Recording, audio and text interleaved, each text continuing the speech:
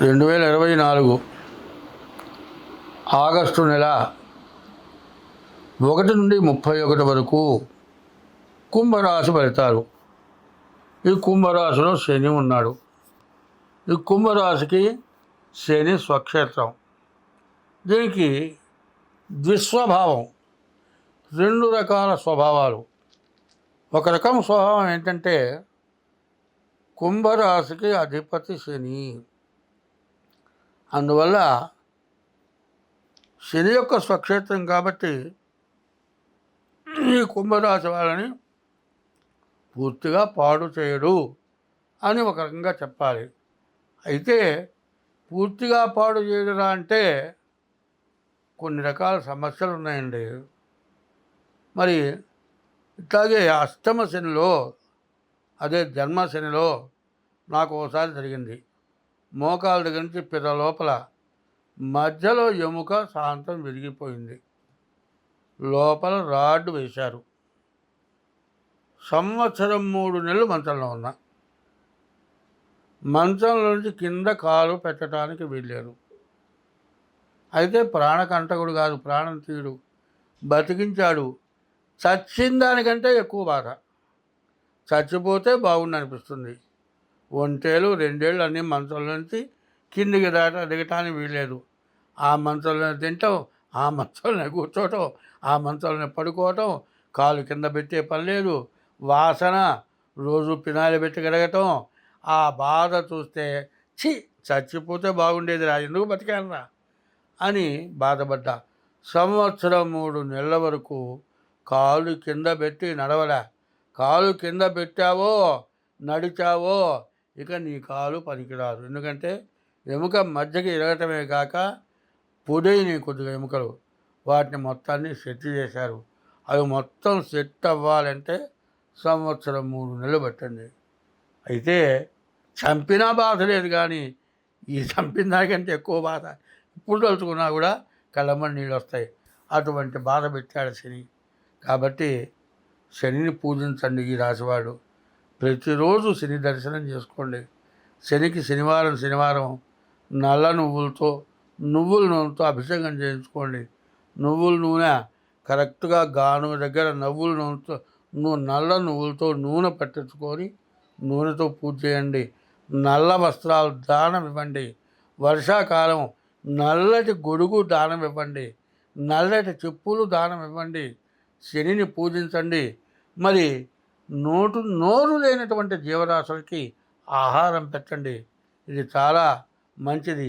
ఎన్ని కష్టాలు వచ్చినా, ఎవరు ఎంతమంది మీకు అపకారాలు చేసినా వాళ్ళని నోరు తెరిచి దూషించబాకండి. వాళ్ళని ఎప్పుడు కూడా మన టైం బాగాలేదు, మన కర్మ బాగుండక వాళ్ళకి బుద్ధి పుట్టిందనుకొని మనస్సులోని దైవాన్ని తలుచుకొని దండం పెట్టండి. ఈ రాశి వాళ్ళు అన్ని గ్రహాలకి పూజ చేసుకోవడం చాలా అవసరం. తర్వాత శని కుంభంలో ఇంకొక సంవత్సరం పాటు ఉంటాడు. ఇది చివరికి వచ్చేప్పటికల్లా ద్వితీయానికి వస్తాడు.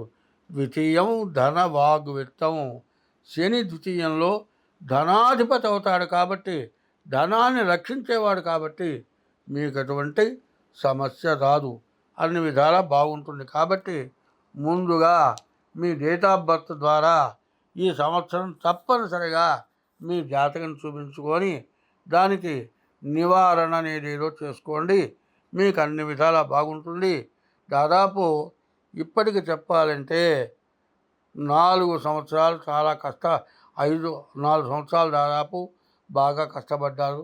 ఇంకొక సంవత్సరం బాగా కష్టపడే సమయం. ఈ సమయాన్ని తప్పించుకుంటే మీకు ఎదురు లేరు.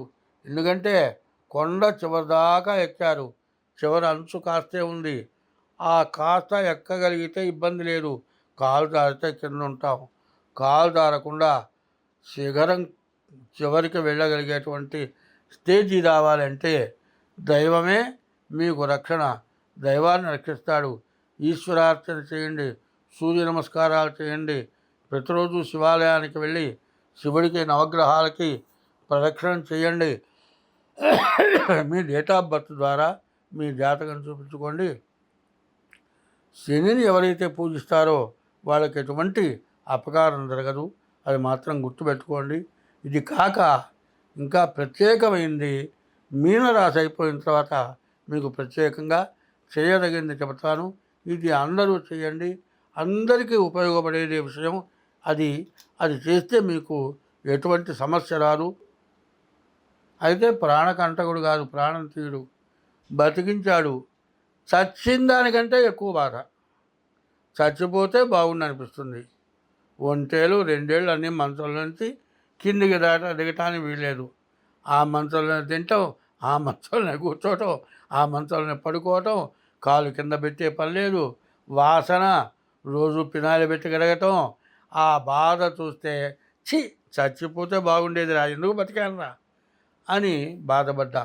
సంవత్సరం 3 నెలల వరకు కాలు కింద పెట్టి నడవలే.